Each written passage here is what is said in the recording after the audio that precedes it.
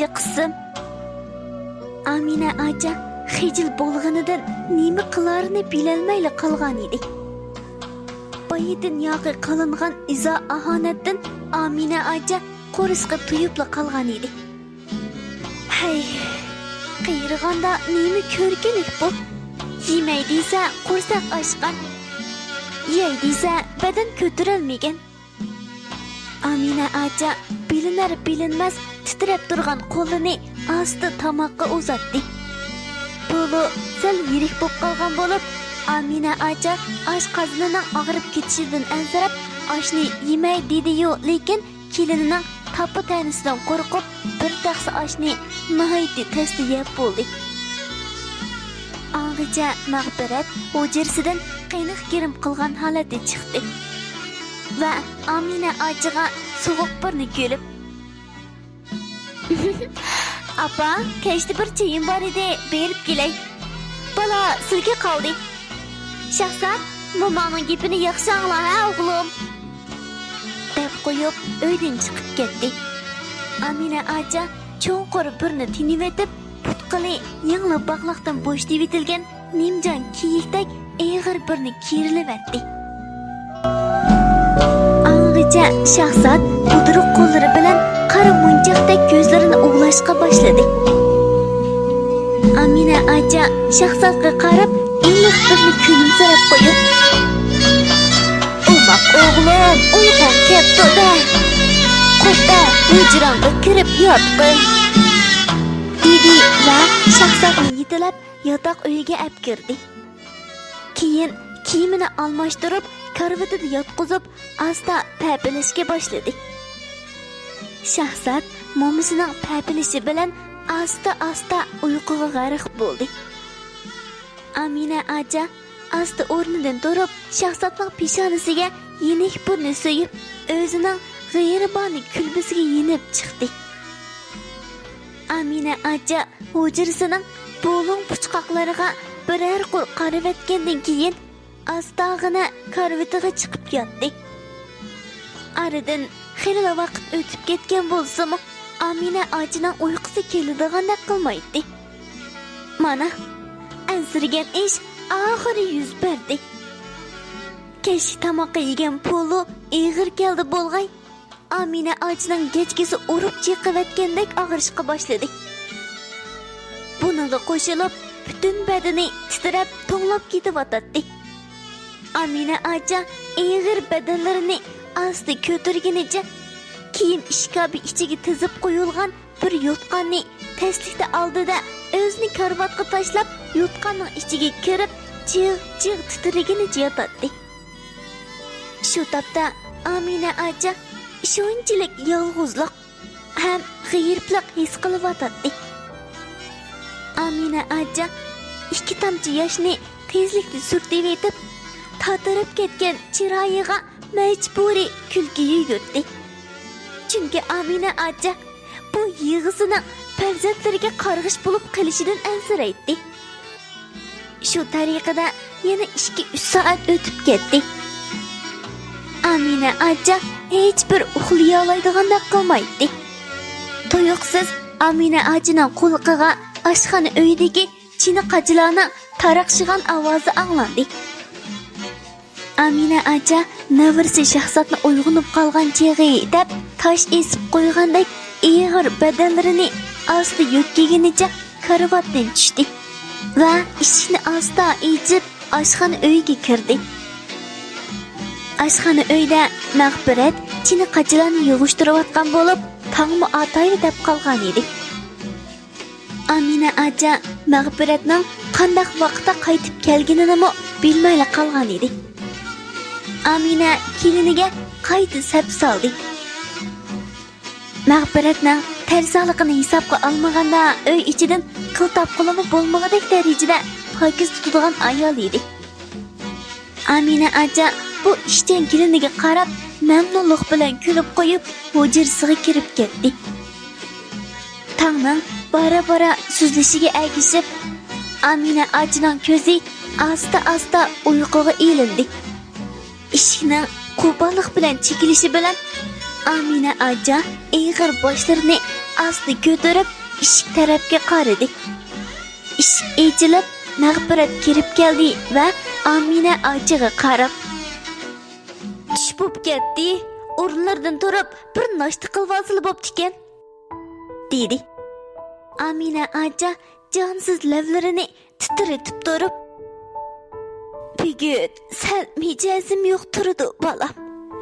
Mumkin bo'lsa, bir to'g'ram non bilan bir piyola choyni qishimg'ila akirib bergan bo'lsangiz bo'pti ekan", dedi.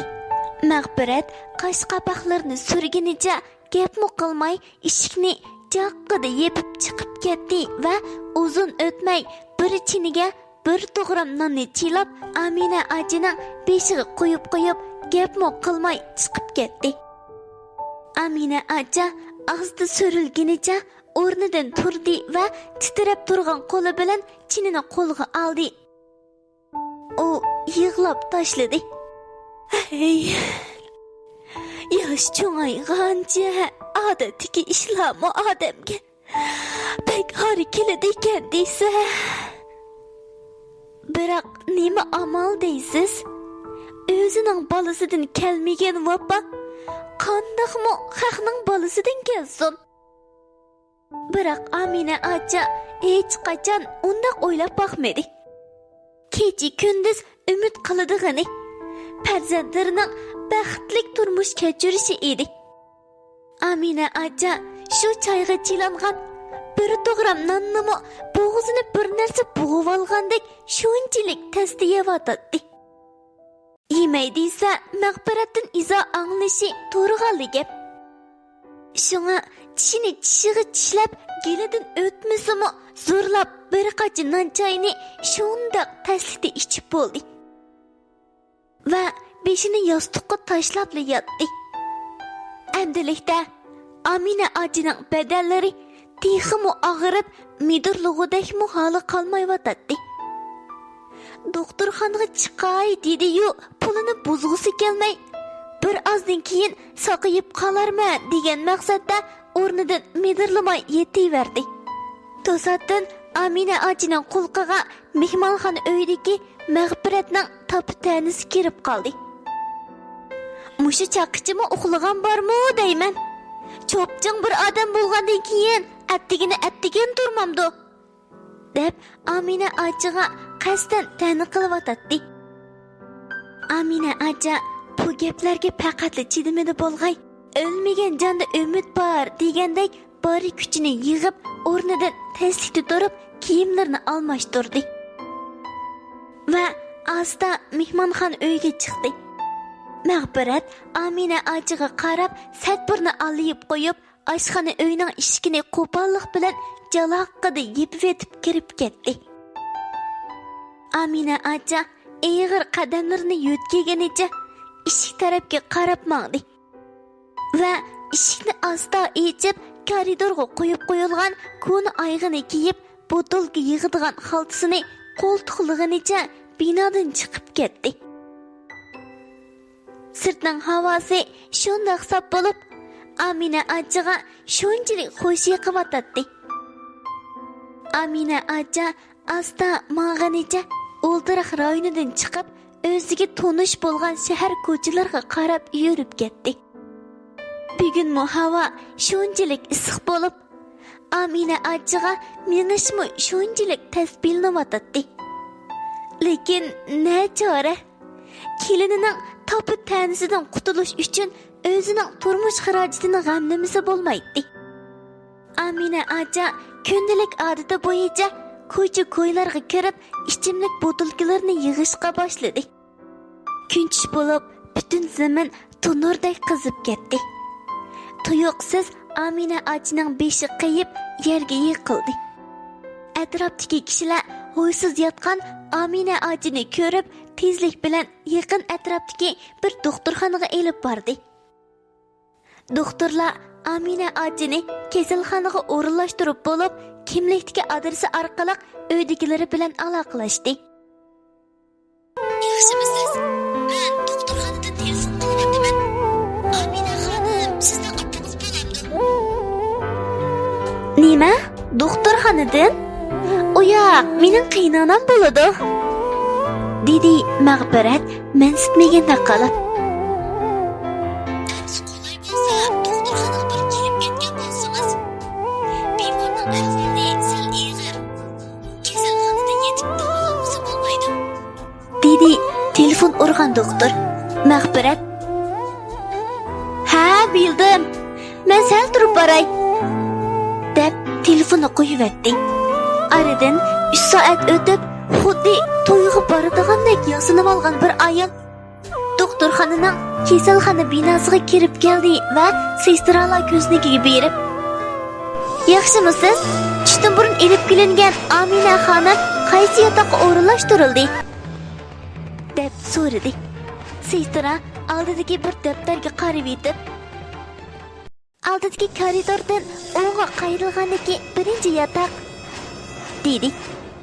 Mag'firat egiz boshliq oyoqlari bilan yerni teshib yetadigandak mengib yotoqqa kirdi. Amina acha Mag'firatni ko'rib o'rnidan turmoqchi bo'lavidi. "Bo'ldi, turmisizlar. Topgan pullarining tayini yo'q. Odamga ziyonli selib turdi ekanlar. Ya bir o'zini bilibla sanatoriyaga ketmadilar. U yerga ketgan bo'lsalari, mushu kunimi yo'q sizlarga. Nimami qilala o'zini qiynab deyman." dedi Mag'firat. Amina acha Mag'firatga qarab, "Shu balam. Endi yeshimni bir yerga berib qoldi. Endi o'lamdim, o'g'itmi? Bunisi bilmayman. Shuni bir kun bo'lsa-mu, sizlarni uzoqroq ko'rib olay degan maqsaddilar" dedi. Bu gapni anglab Mag'firat kulib tashladi. "Nima? Voy qandoq qilay endi? Menga qarasizlar. Sizlarni 10 yil ko'rmasam-mu, hozir ko'rgandek turdilar" dedi. Yotning yondan o'tibdi, tuqqanning jondan degandek. Bu gap Amina achiga bekri ig'ir bo'lib, o'zini tutib ololmay yig'lab tashladi. "Nima yig'laydilar? Men yomon gap qilmasam. Shu gapni qildim. Davomli shunda qiladilar. Adam birer ig'iz gap qilib bo'lguncha ko'zlarining yundisini eqitib. Bo'lsalar, yig'lab bo'lgan bo'lsa-chi, uyga qaytaylik. Bu yerda yig'lab berganga ishton atmaydi. Manda qiyib qizil varaqlarni tashlab qo'yib yotmasichi, yotqilib bo'lmaydigan joy bu" deb Amina achini majburiy doktorxonadan yondirib chiqib, uyga qaytarib elib ketdi. Amina acha Mag'firatning ko'ziga ko'rinmay deydimi yoki nimani o'yladi ekan, eg'iziga giyoh chog'liq bir narsa solmay yotoq uyga kirib ketdi.